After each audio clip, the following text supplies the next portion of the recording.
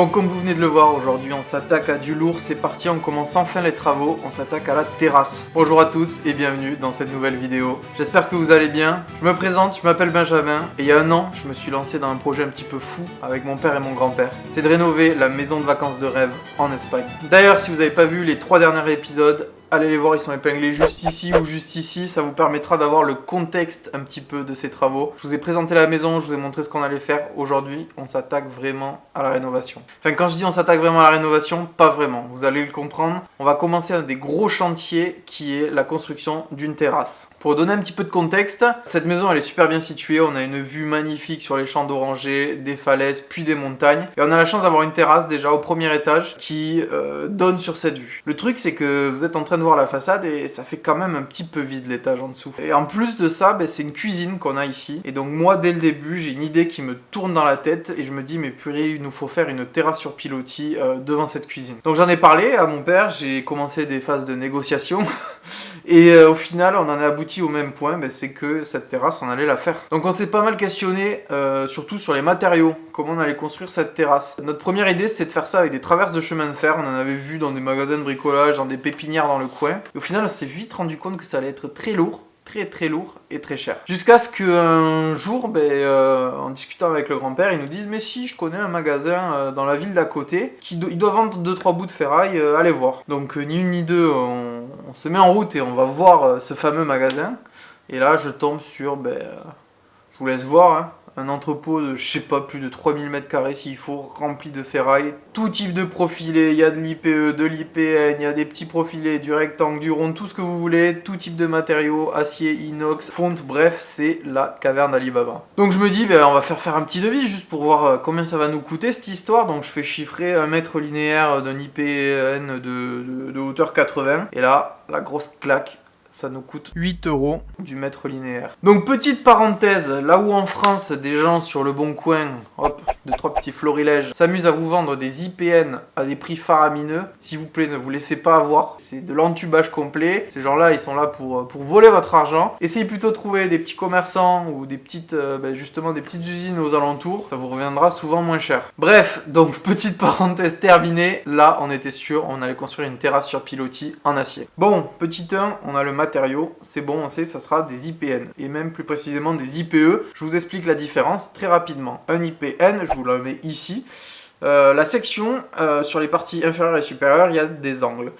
Dans le cas d'un IPE, la section est droite et ça va beaucoup nous avantager pour nos assemblages puisqu'en fait on va faire des assemblages mécanos tout simplement et les poutres vont s'encastrer les unes dans les autres. Point supplémentaire il me semble, mais je suis pas sûr, que les IPE ont une résistance à la flexion etc. qui est bien supérieure, on va en parler juste après. Bon, maintenant qu'on connaît le matériau qu'on va utiliser, il serait temps de savoir à quoi va ressembler cette terrasse. Pour ça, il n'y a pas de secret, papier crayon. Ici, on fait ça un petit peu plus technologique, on est sur l'iPad et je vous fais un petit croquis bien sympa.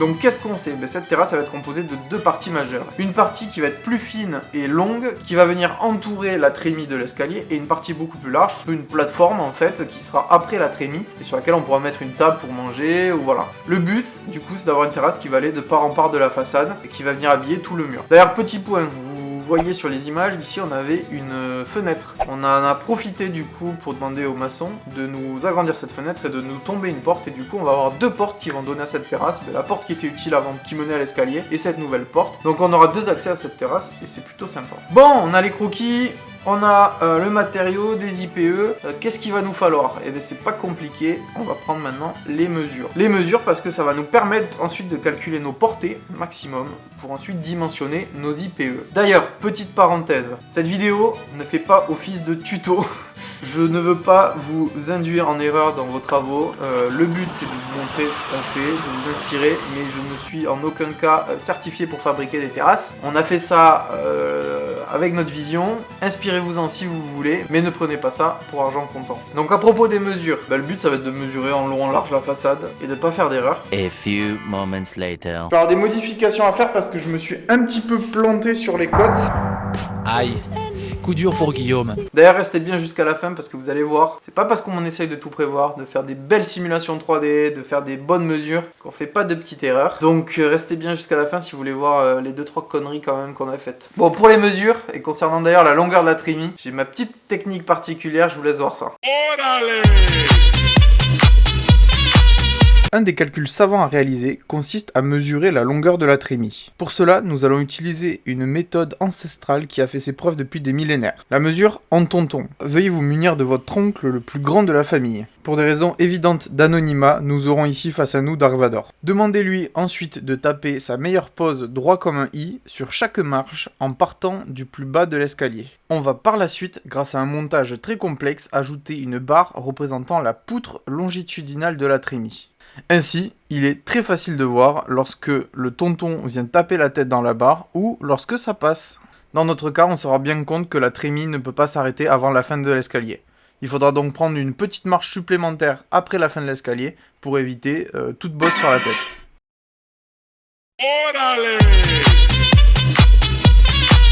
Bref, trêve de blabla, vous l'avez vu, on fait un petit peu du bisto des nas. Donc maintenant qu'on a nos belles mesures, on va pouvoir s'attaquer à la partie la plus intéressante, le dimensionnement de nos poutres. Et quand je dis intéressant, bien sûr, je rigole, puisque j'ai fait des études d'ingénieur, des calculs de résistance des matériaux, de RDS, j'en ai fait pendant des mois et des mois.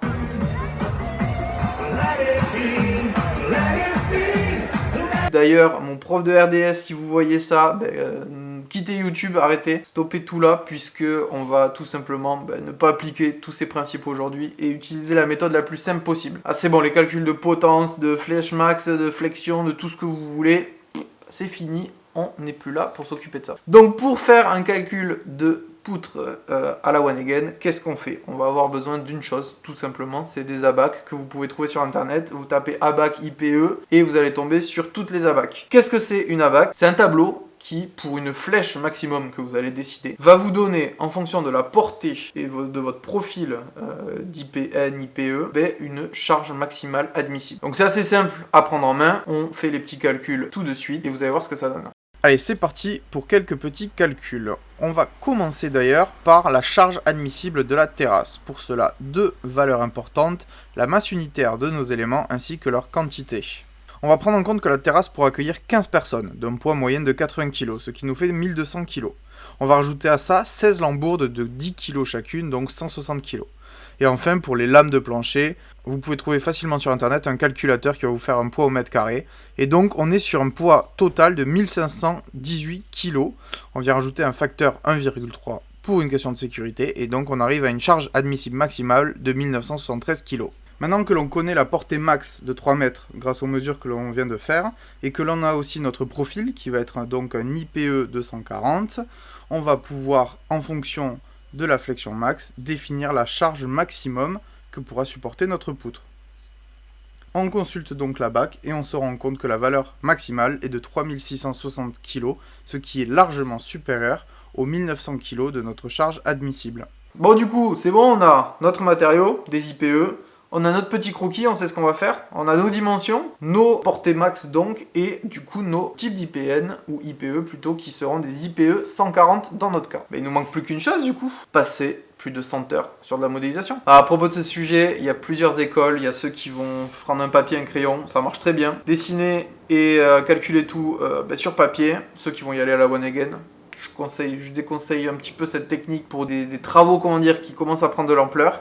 Et puis il y a ceux comme moi qui vont essayer de tout prévoir en 3D, de faire des assemblages magnifiques et de faire des mises en plan impec pour que le jour sur le chantier, on arrive, chut, on n'a plus qu'à assembler, c'est du Lego. Vous allez voir, c'est pas forcément la solution qui évite les erreurs. Donc le but ici, ça va être de dimensionner les poutres avec les bonnes longueurs, selon les portées qu'on a calculées, et de venir faire tous les assemblages. Donc toutes nos platines intermédiaires, tous les poteaux, toutes les reprises dans le sol, les piliers, les plots, tout ce qu'on veut, on va tout modéliser. On commence d'ailleurs par la façade.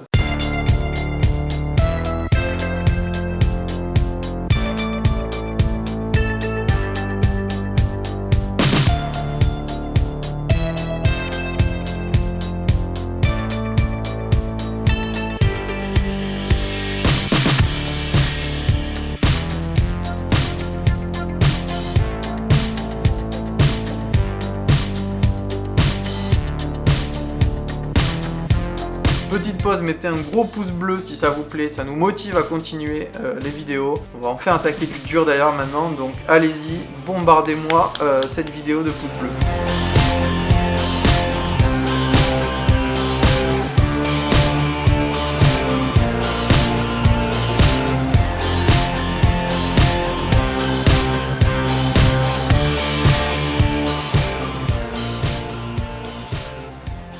Bon, ça y est, c'est fini.